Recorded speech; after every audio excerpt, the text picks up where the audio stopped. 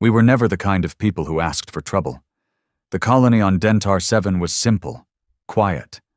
About 900 settlers, farmers, engineers, ex-military folks who just wanted peace. My brother lived there with his wife and kid. I hadn't seen them in person for 2 years, just holograms and voice messages. He'd always end them by saying, "Come visit soon, Matt. You'd love the sunsets here." I never went. Now I never could. I was stationed on a naval command post orbiting Titan when the signal went dark. No warning, no signs of malfunction. Just silence. A day later, the surveillance drones we sent picked up the wreckage. What used to be Dentar 7 was now a burning graveyard of twisted metal and blackened bodies. The whole colony gone. No survivors. At first, Command tried to sell us some crap story about natural causes or a failed reactor. But you don't scorch an entire continent down to molten ash with a reactor. I've seen power core failures before. They don't leave laser-cut holes in titanium bunkers. They don't turn human skeletons into glass. Something hit them. Hard. With precision. We demanded answers. Nothing came. Until we got a leak. A private message sent by a tech from Mars Command. A 3-second security clip. No sound, just visuals, alien warships, long black like floating bones, no known species, no warning, no signal. They came in, hovered for 10 minutes, and then launched coordinated strikes on every settlement zone. Systematic, cold, efficient. Just like that, we knew. It wasn't an accident. It wasn't a misunderstanding.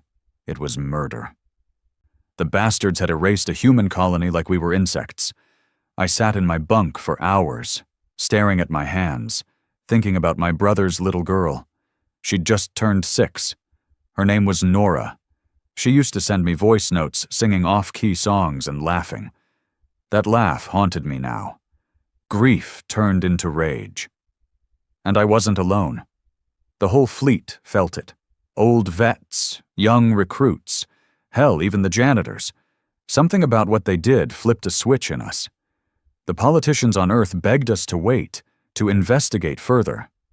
Screw that. Dentar 7 wasn't a battlefield. It wasn't a military base. It was a peaceful colony with no weapons and no threat to anyone. And they annihilated it, so we voted. Not officially, not on record. But we passed the word around the ships. We were going to answer. And it wouldn't be with words. It would be with firepower. The High Command didn't greenlight anything, but they knew. They saw the fleet begin to mobilize, the old dreadnoughts being refitted, supply ships loading heavy munitions. They said nothing. Maybe they were just too afraid to stop us. I was assigned to the Hammerclaw, one of the last generation Earth-class battleships still running. She was a beast, ugly, outdated, but her main railgun could rip a moon in half. We weren't heading for diplomacy. We were heading for vengeance. We tracked the signature of the alien ships back through subspace. Our AI mapped dozens of possible home sectors. We didn't care which one was right. We were going to hit them all. For Dentar 7, for Nora, and for the message they needed to hear loud and clear. You erase one of us, we'll erase 10 of you. War wasn't new to humanity. We'd fought each other for centuries before we ever reached the stars. But this war, it felt different. This wasn't about land or politics or money. This was personal. They came into our space, wiped out a peaceful colony, and left like nothing happened. We weren't going to let that stand. The Hammerclaw was an old warhorse. Built during the early Martian conflicts, it had survived more battles than any other ship in the fleet.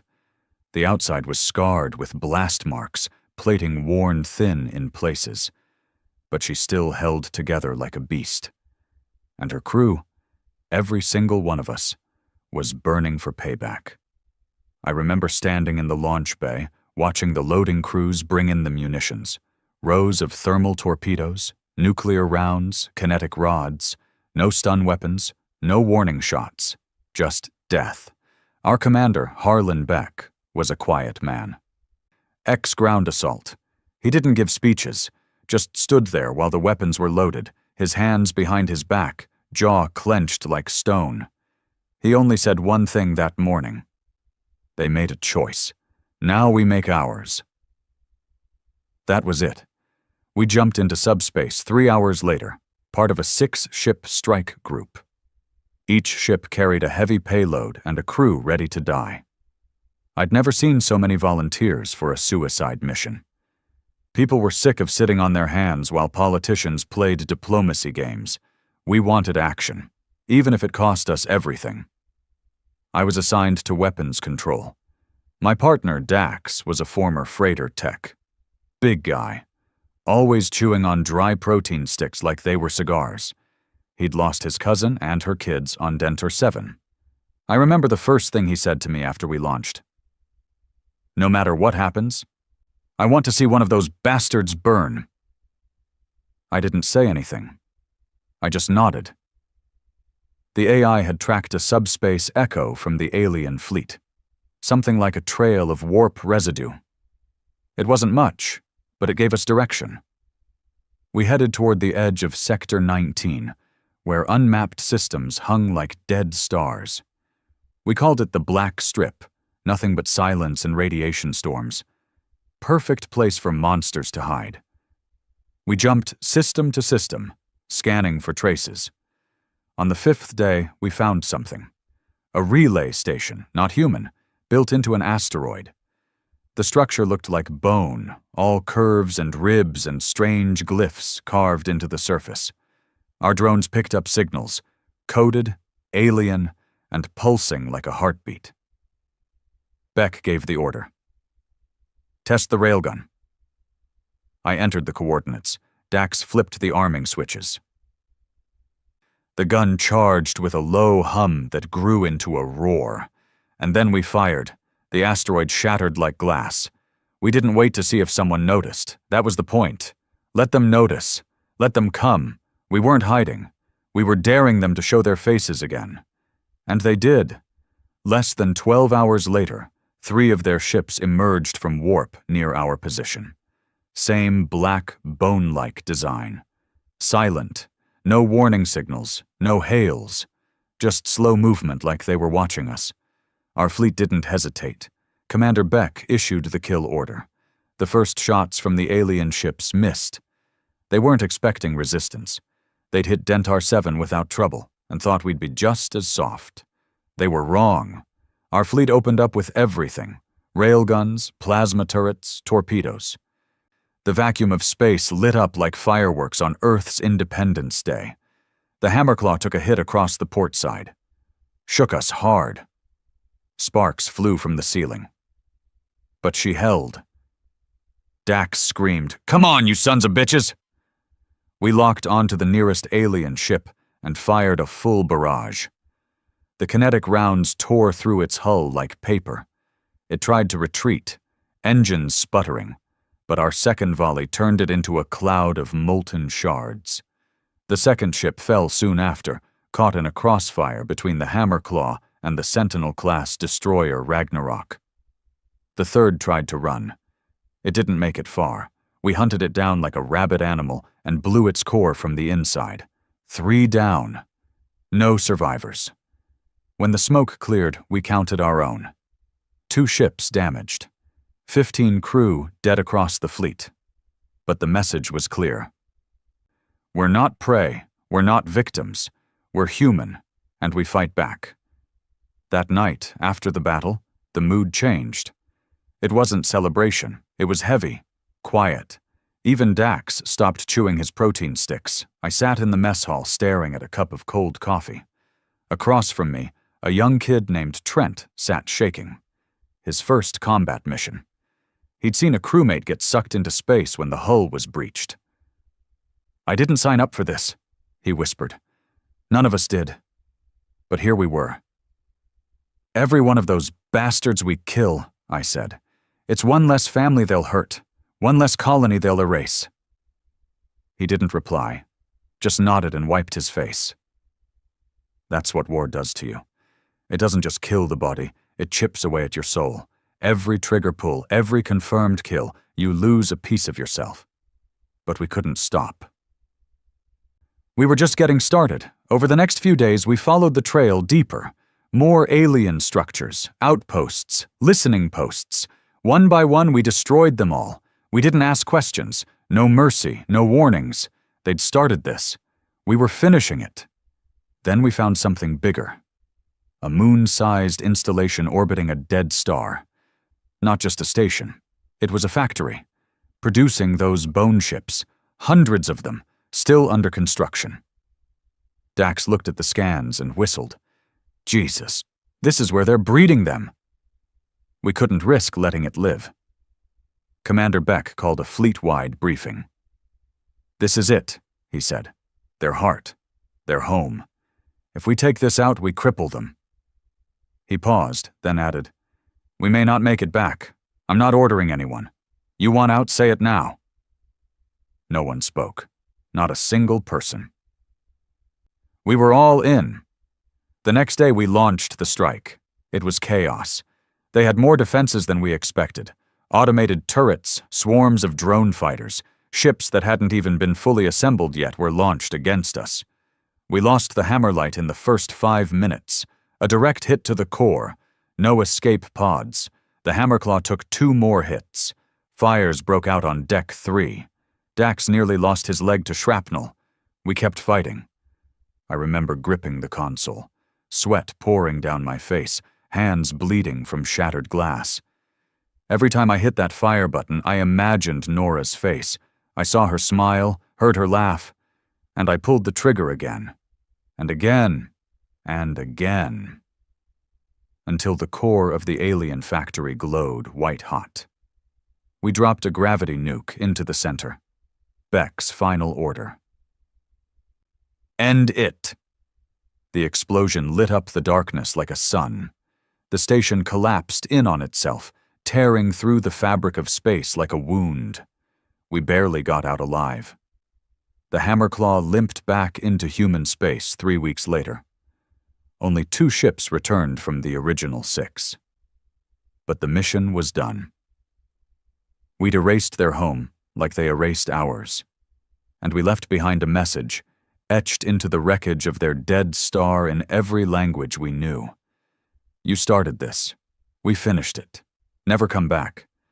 We came back to silence, not cheers, not medals, just empty docks and blank faces. The Hammerclaw docked at Mars High Command, looking like a corpse dragged in from the void. Hull torn up, 1 engine offline, half the lights still flickering. Inside, we weren't much better. Out of a crew of 400, we had 220 left. Most were injured. Some were too broken to even speak. The rest carried ghosts in their eyes. I didn't feel like a hero. I felt hollow. When the blast from the alien factory had gone off, it was like watching a star die. Beautiful and terrifying. We knew we'd won. We knew we'd crippled them. But victory didn't feel the way they said it would in training. There was no triumph in our chests. No music playing in our heads. Just the ringing of screams that wouldn't stop. And then came the real insult. A week later they called it an unauthorized offensive. That's what they put in the report. The politicians. The ones who stayed on Earth while we bled in space. They tried to sweep it under the rug. Said we acted without clearance. That we endangered interstellar diplomacy. That we set back relations with potential non-hostile species. As if that colony had been wiped out by mistake. As if Dentar 7 had just slipped through the cracks of peace. They called us dangerous. That word stuck in my throat like a nail. Dangerous? We didn't fire the first shot. We didn't melt children into ash. We didn't erase 900 innocent people from existence. We responded. And now they were treating us like criminals. They tried to detain Commander Beck. Said he violated command protocol. But Beck wasn't the type to beg. He stood straight in the hearing room, wearing his torn uniform, chest still bandaged from the burns. He didn't speak much, just stared at the brass and let the silence hang like a blade. When they asked why he disobeyed orders, he said one thing: "I did what you didn't have the spine to do." They suspended him. Quietly, of course. Couldn't make it public. The last thing Earth needed was a war hero on trial during an interstellar crisis. But the damage was done. They split us right down the middle. Soldiers and command. Frontline and suits. We didn't speak the same language anymore. Dax got discharged a week after we returned. His leg wasn't healing right. They gave him a medal and a bottle of synthetic whiskey. He threw both into the Martian sand before boarding a shuttle back to Earth. "I gave everything," he said to me, and they gave me silence. I stayed on Mars, transferred to a repair unit, spent most days inside a ship hangar, welding holes in old freighters and pretending I wasn't angry. But I was. I was boiling. Every time I walked past a screen broadcasting news from Earth, I felt the heat rise in my chest. Talking heads debating if the retaliation was justified. Scholars writing articles about measured response and xenopolitical ramifications. No one talked about Nora, or her mother, or the hundreds of others who didn't even get proper graves. They weren't names anymore, just numbers in reports. One day, I walked past a group of cadets fresh out of the academy. They were laughing, talking about new fleet designs, the latest AI protocols. One of them said something that made me stop cold. They say the Dentar response was overkill, real war crimes kind of stuff. I didn't even think. I turned around, grabbed him by the collar, and slammed him against the wall. "You ever seen a child vaporized?" I hissed. "You ever scraped what's left of your crew off a bulkhead?" He stammered. I was just repeating. "You weren't there," I said. "So shut your damn mouth." Security pulled me off him. I didn't care. They gave me a warning, said I was unstable, told me to consider therapy. Therapy doesn't bring people back. Therapy doesn't erase the smell of blood and burning plastic. Therapy doesn't erase the guilt of surviving. What they didn't understand, what they never could, was that we hadn't just lost people out there. We'd lost our innocence. I got a message 2 weeks later, from Beck. It was encrypted, off the record, and simple. "They're planning something bigger. Meet me." I hesitated. I'd promised myself I was done. No more killing, no more revenge. But something in that message pulled at me. Beck didn't speak unless it mattered. And if he was reaching out, it wasn't small. I met him at a forgotten outpost near the edge of the Mars defense grid. Place hadn't been used since the Venus blockade. Dust and rust everywhere. Beck looked worse than I remembered. Pale. Thinner. Eyes darker. "They're coming back," he said, no introduction. "The ones who hit Dentar? That wasn't their full force." He handed me a data slate. Satellite pings, deep space comm logs, scrambled signals translated by Black Ops linguists, patterns. "They didn't hit Dentar by accident," he continued.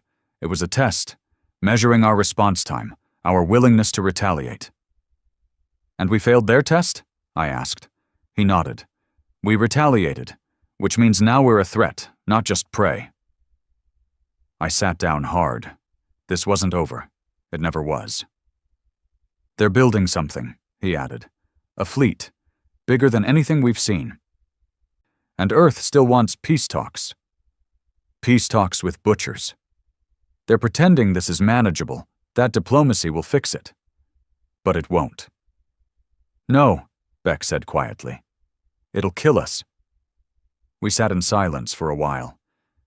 Finally, he said, "I'm putting together a group, not official, off the books. People who remember what happened. People who aren't afraid to strike first." "You starting a war, Beck?" He looked me in the eye. "No, I'm finishing one." Later that night, I sat alone in the dark hangar, staring at the stars through the viewport. The galaxy looked so calm from a distance. Peaceful. But I knew better. There's no peace when monsters walk among stars. There's no diplomacy with species that see mercy as weakness, and there's no going back for people like me. They made us dangerous. Now they'd learn what that really meant. There was no name for what we were. Not a fleet. Not soldiers anymore. Just ghosts. Shadows hiding in dark corners of space, carrying weapons no one had signed off on.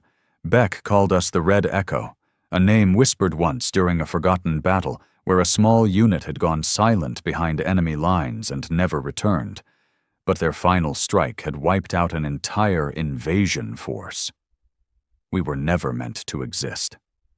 And that was exactly the point. Over the next few weeks, I helped Beck pull together the team. Not through official channels. This wasn't Earthfleet anymore.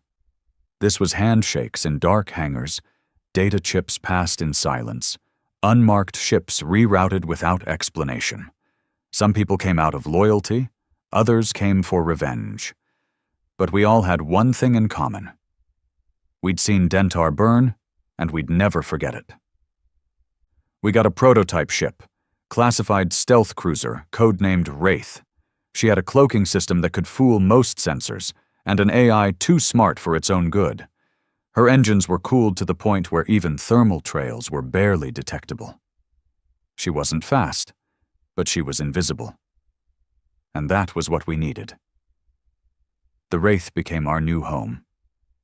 A coffin flying quietly through space, filled with angry people too broken to live anywhere else. We had Beck leading us. I handled weapons and tactical. There was Mia, communications specialist, former intelligence analyst. She'd been working Mars Command until her brother's corpse came back from the factory raid, fused into a melted pod. Then there was Ronan, our engineer. Big guy with a permanent frown and hands that looked like they could bend steel. He never talked about why he joined. But he wore a chain around his neck with 3 rings on it, his wife's and his 2 daughters. None of us asked questions. We didn't need to.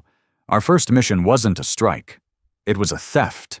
We needed intel, real-time scans, intercepted alien movement data, anything that could show us what they were building. Problem was, Earthfleet had it locked behind a classified network deep in Saturn Command. We couldn't just hack it from orbit. The files were hard-coded to a local AI cluster inside a vault buried below the station. So, we went in. Ronan forged access codes. Mia cloned uniforms and credentials. I walked in like I still belonged, wearing my old rank. Funny how no one asks questions when you look like you have authority and you keep your head up. We got the data within 20 minutes. We were walking out, smooth, clean, when everything went to hell. Beck's face lit up on my comm. Abort. You've been flagged. Ghost team incoming. I looked at Mia. Her eyes widened. No time to run. So we did the only thing we could. We fought. 4 ghost operatives came in fast. Black suits, stun rifles, silent as death. These weren't rent-a-cops. These were Earthfleet's elite internal assassins. No arrests, just clean removal. The hallway turned into a war zone. Mia took one in the shoulder, dropped hard. I clipped one of them with a pulse round to the neck. The other hit me in the ribs with a stun charge that nearly stopped my heart. Ronan came in like a damn bear, swinging a maintenance pipe and cracking 2 skulls before dragging us into the evac bay. We barely made it. We launched in an escape pod, docked with the Wraith a few thousand clicks out, and vanished before the fleet even realized what happened. Mia survived, but she'd never lift that arm again. She didn't care. As long as I can press a button with the other one, she muttered, I'm good. The files we stole changed everything. They showed a growing fleet, yes, but more than that, they showed patterns, repeated routes, predictable scanning pulses, timed subspace bursts. It wasn't just construction, it was a countdown. They're mapping us, Beck said as we decoded it, measuring our blind spots, our fleet movements, our civilian traffic. I stared at the screen. They're not just coming. They're planning to hit us in one coordinated strike. Beck nodded. Earth, Mars, Europa, maybe even the moon. A cold dread sank into my gut. This wasn't vengeance. This was extermination. We decided to hit one of their communication arrays. Not a small one this time. A main relay orbiting a rogue planet near Sector 51. It would hurt them, cut their signal chain, maybe slow the coming invasion. But we needed to move fast. As we prepped the Wraith, we got an unexpected signal. Encrypted, human origin, unregistered. We traced it to a deep space cargo ship registered as a mining hauler. Beck hesitated. This could be a trap. I agreed, but we can't ignore it. So we docked. And that's when I saw the last person I ever expected to see again, Commander Velis, my old instructor from Titan Station. The same bastard who had called Dentar 7 a regrettable error on live broadcast. He looked older, grayer, but his eyes were sharp. You idiots are about to start a war we can't win, he said without greeting. I stepped forward. They already started it. He didn't blink. And they'll finish it. You think you hurt them? You didn't even slow them down. That factory you destroyed? One of 37. Silence fell over the room. Mia asked, Then why are you here?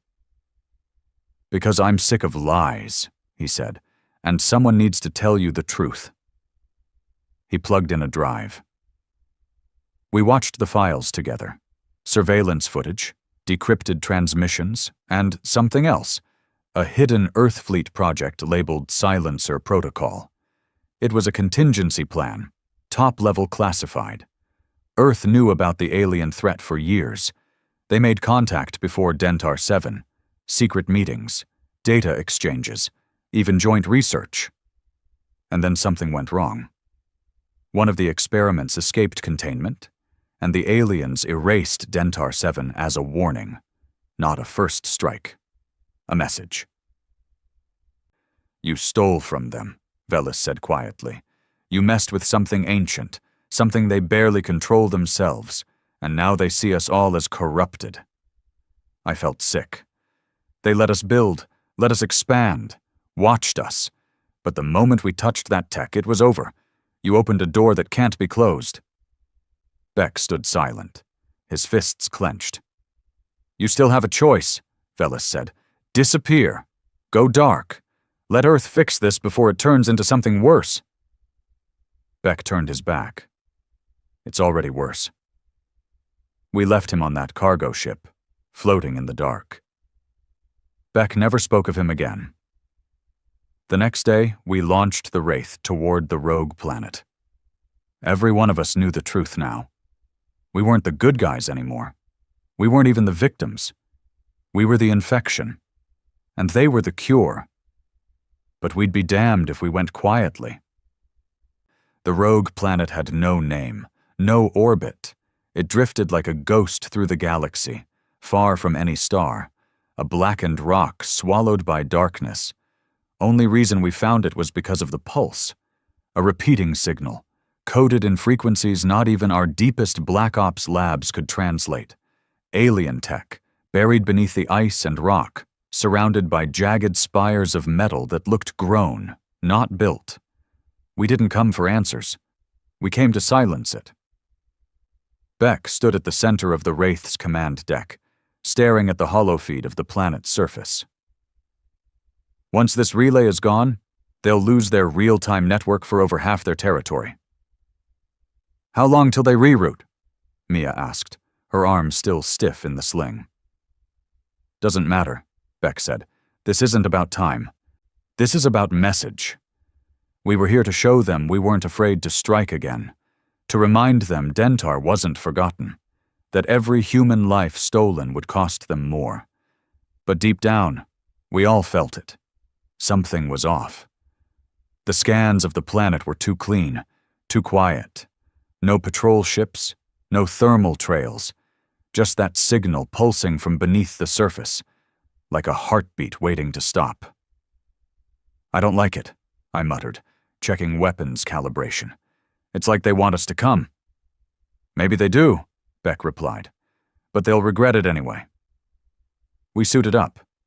Minimal team. Just 5 of us for infiltration. Me, Beck, Ronan, Mia, and a demolitions expert named Leaf. New guy, quiet, big shoulders, dead eyes. You could tell he wasn't in it for the money or the glory. He had the look of a man with nothing left to lose. We touched down on the surface inside a stealth pod, right on top of a crevasse that led into the underground relay. It was colder than anything I'd ever felt. Even in a fully sealed suit, it bit through. The kind of cold that makes your bones ache, your thoughts slow. I feel like this place is dead, Mia said, voice muffled through comms. No, Leif replied.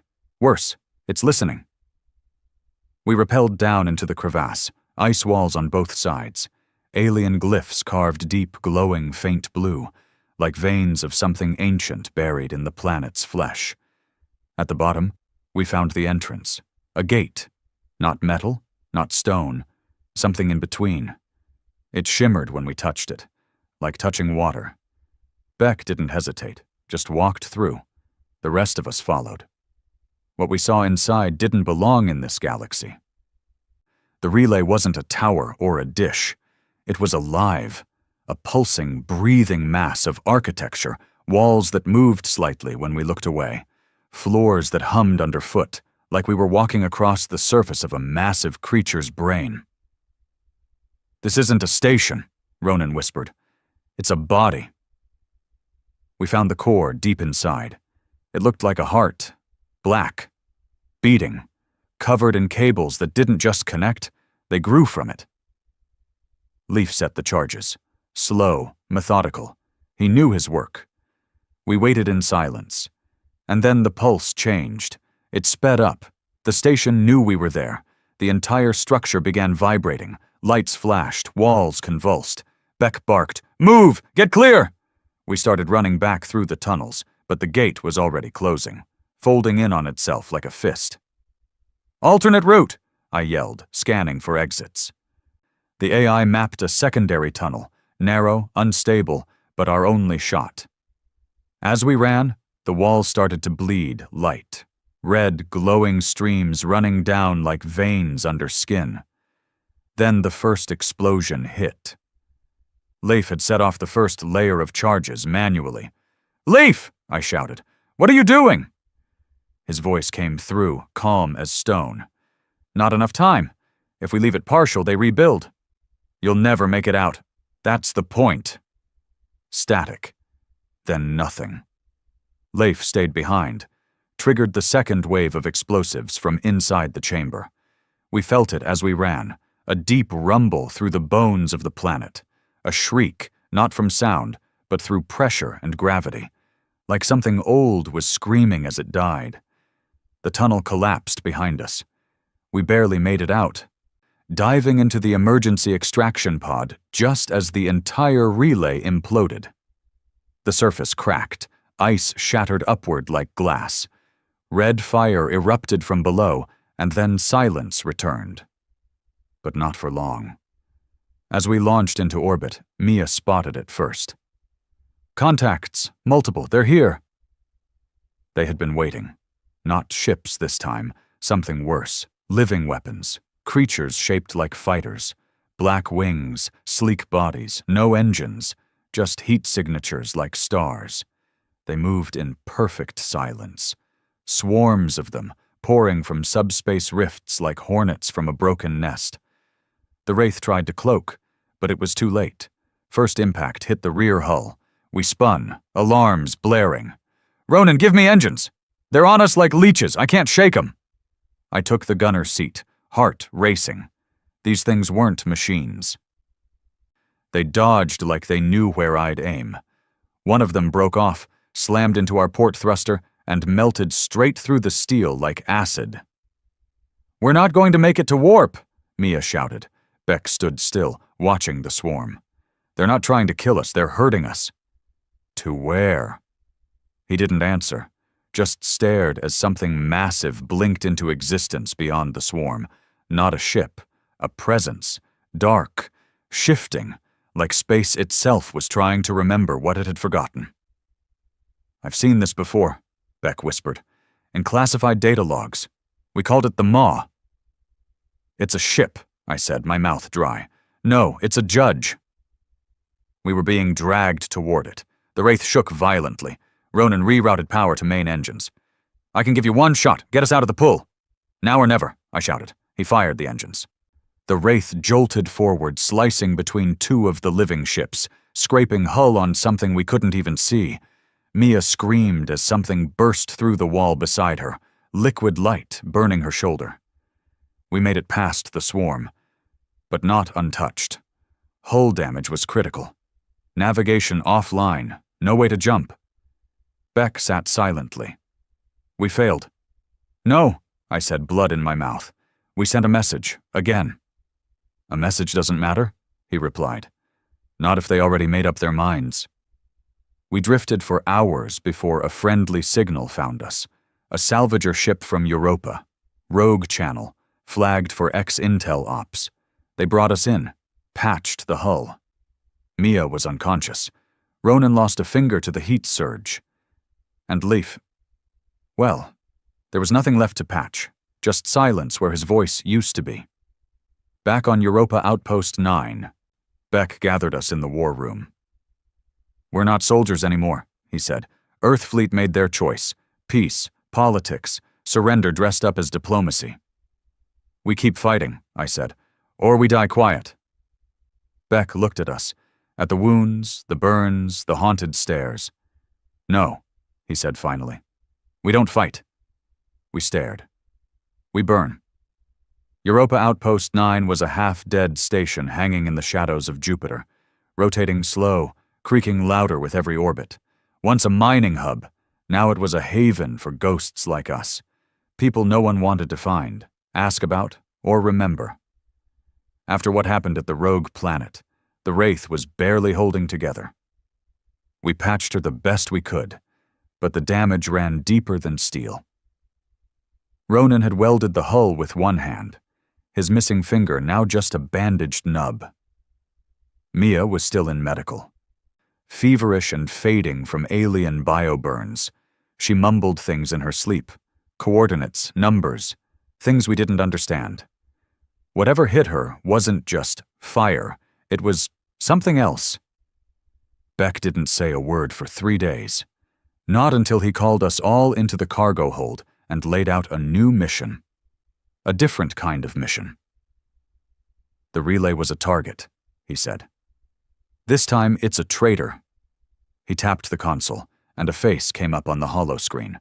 General Callan Greaves, fleet commander, politician, hero of the early Mars Rebellion.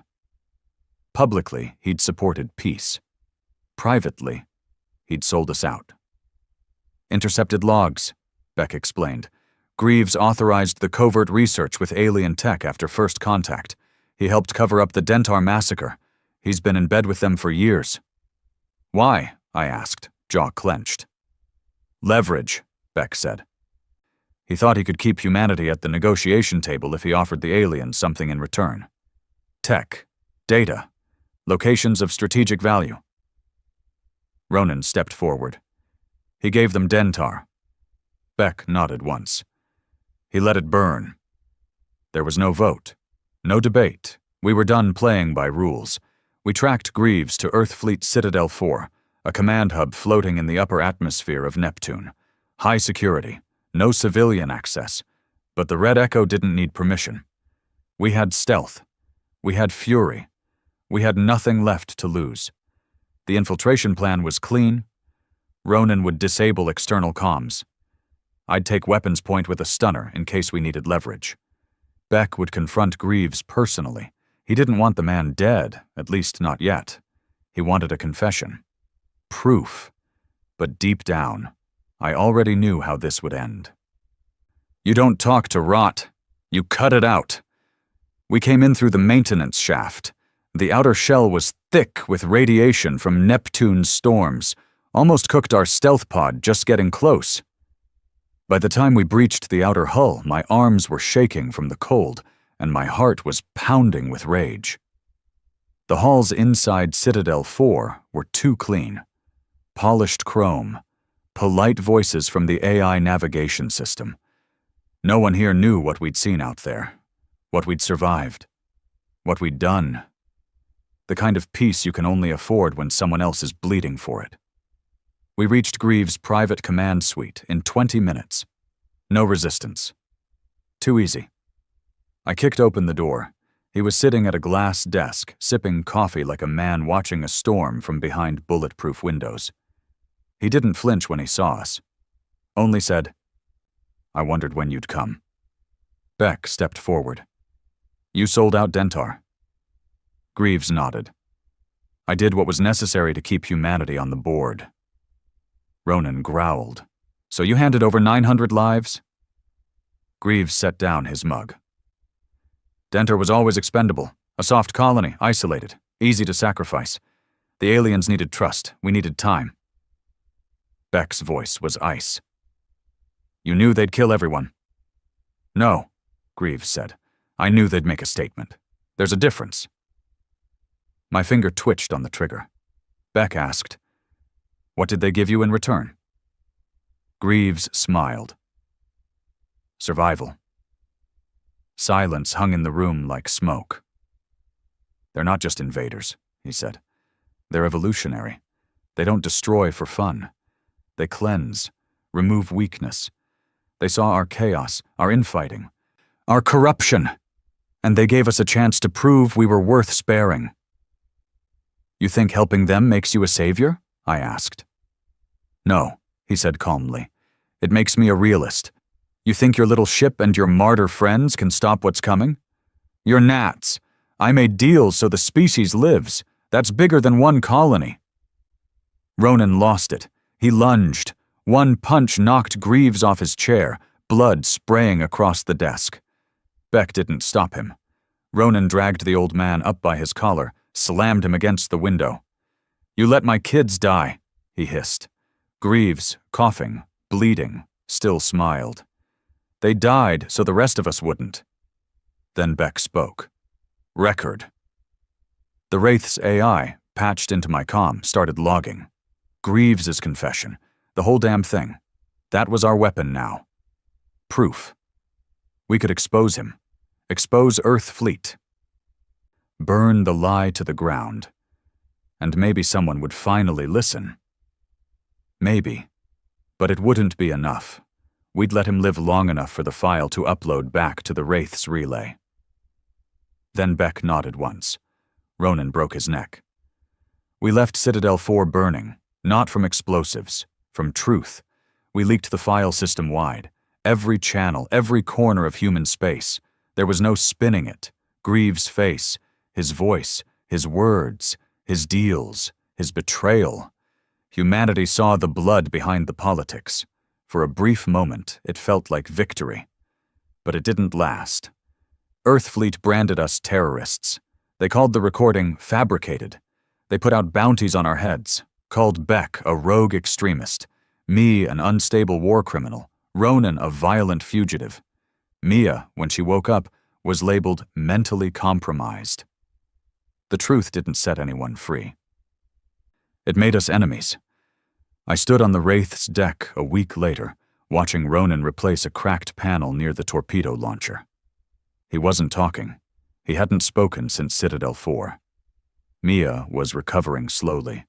The burns had healed, but something in her mind hadn't. She'd start talking to people who weren't there, sometimes in English, sometimes in whatever alien tongue had touched her. Beck was getting worse too.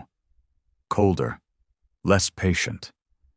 He'd stare at our next target list for hours, his jaw clenched, hand on the hilt of his sidearm like he was waiting to shoot the next man who questioned him. We were unraveling. But we couldn't stop.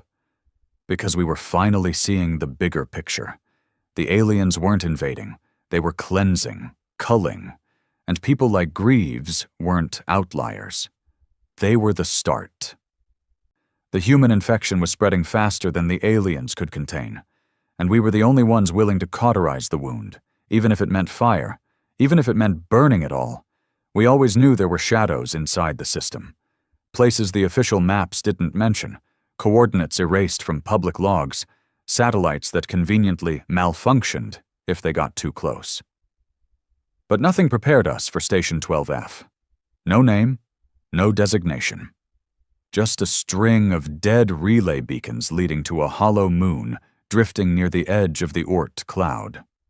Beck got the location from a scavenger who used to run supplies to ghost outposts. We paid in firepower, swapped an old ion turret for a single data stream, a list of personnel, resource shipments, encrypted comms, and a chilling detail. Over 300 humans had been transported there in the last year. None had returned. "They call it the Spindle," Mia said, tapping through the logs. "Built by Earthfleet, but it's under the Alien Advisory Council, whatever the hell that means." "Prison?" I asked. "Lab," Ronan muttered. "Smells like a lab. The kind where science forgets morality. The kind where humanity forgets its own dead."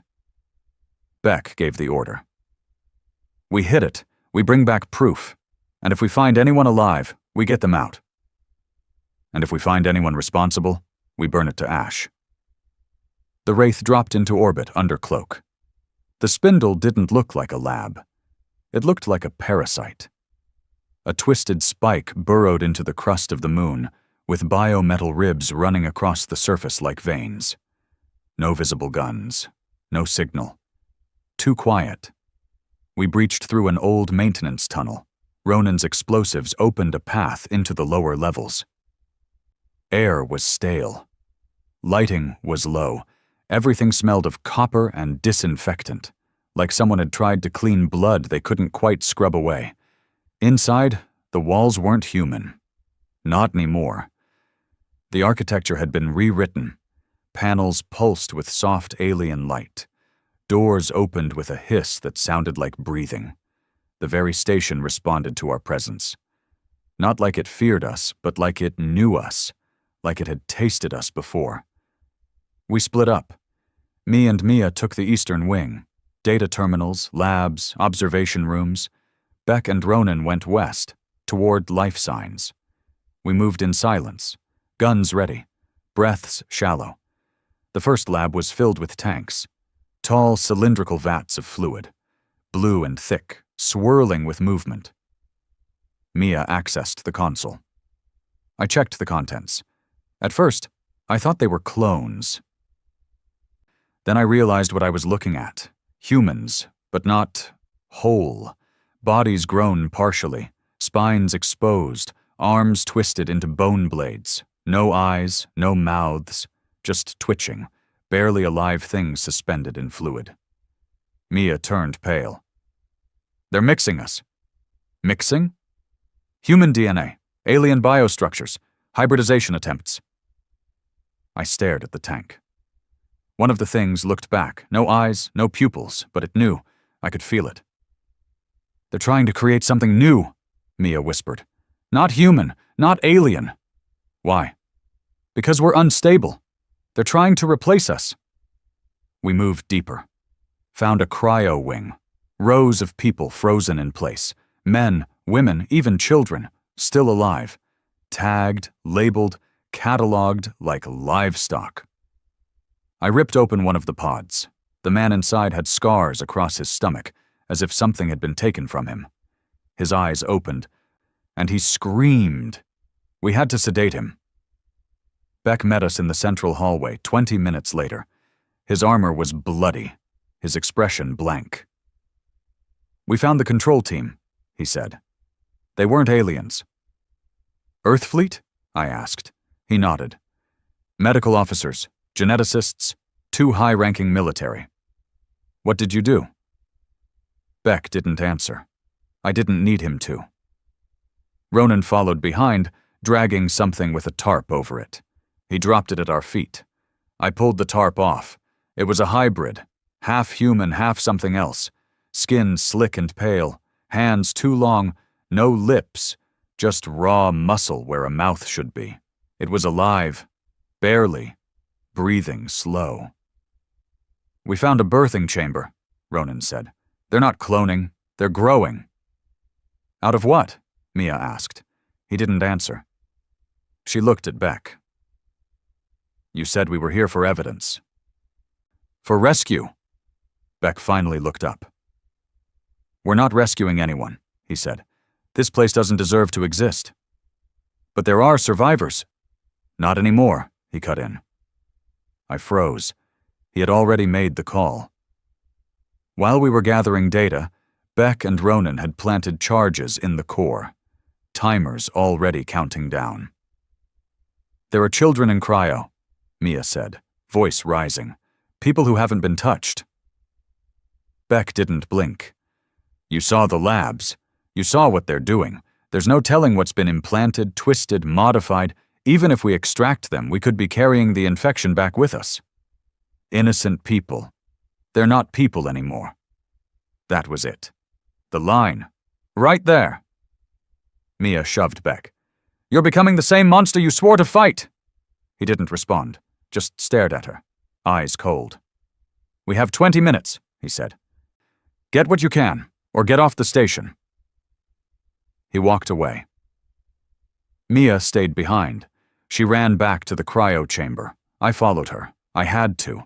We opened as many pods as we could, tried to find anyone conscious, anyone strong enough to move. We only found 5, 2 adults, 3 children. 1 girl couldn't stop shaking. 1 boy wouldn't speak. 1 woman kept repeating a number under her breath. 53. 53. We carried them through the broken corridors as the timer hit 15 minutes. The walls started bleeding light again. The station felt like it knew what was happening, like it was screaming. Ronan met us at the exit hatch. You weren't supposed to come back, he said, lowering his weapon. Mia stared him down. If you shoot me, do it now, because I swear to God I'll burn you if you don't. Ronan looked at the girl in her arms. Then he lowered the rifle. Beck was already on board the Wraith. We loaded the survivors into med bay. He didn't say a word. We got out. Just in time. The spindle collapsed into itself in a storm of blue fire and warped gravity. The moon cracked, craters glowed, and then everything went dark. We watched in silence. Mia sat next to the kids, her jaw clenched, her eyes red. Beck finally spoke. We'll monitor them, test for contamination. If they're cleaned, they live. And if they're not? I asked. His face gave nothing away. Then we make the hard choice. We had crossed the point of no return. We weren't just fighting an enemy anymore. We were fighting ourselves. And losing. We didn't talk much after the spindle. The Wraith drifted silently between the edge of Saturn's rings, hiding behind the debris field of a broken mining operation. No comms, no signals, just space dust, old blood, and the hum of a ship that had seen too much. Mia barely left the medbay. She spent every hour monitoring the 5 survivors we'd dragged out. The woman who muttered 53 had gone catatonic. The boy refused food. One girl clung to Mia like she was her mother, eyes hollow and dry, like the tears had been burned out of her. Beck kept watching from the shadows. He never said it, but I knew he was waiting. Waiting for one of them to turn, to scream, to bleed something that wasn't human. That would justify his plan. That would make the burn worth it. But they didn't. They were just broken. And maybe that was worse. I finally confronted him in the command deck, just as the Wraith picked up a new signal, one we didn't expect. Not alien, human. From Earth Fleet Central Command. Operation Dawnfire confirmed. Final phase initiated. Immediate evacuation of all forward stations. Directive, full-spectrum cleansing of all unregistered fleets. Civilian loss acceptable. I read it twice, then a third time. Then I looked at Beck. They're not fighting the aliens anymore. He didn't respond. They're fighting us. It wasn't just the Red Echo. It was every splinter cell, every rogue ship, every civilian vessel that refused to toe the line. Dawnfire wasn't a counter-invasion. It was a purge. Humanity versus humanity. The aliens had played us from the start. Divide the species, feed one side technology, offer the other fear, make us afraid of each other, while they waited, watching, and we gave them the show they wanted. Mia stormed into the command deck minutes later, face pale. "They're tracking us." "How?" I asked. She tossed a chip onto the console. "It was in the boy." "A tracker, genetically bonded.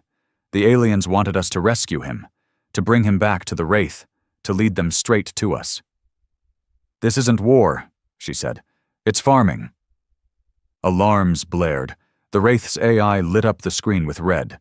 3 signatures dropped out of subspace. Not Earthfleet, worse, the alien judges. Living ships the size of cities. Organic. Silent.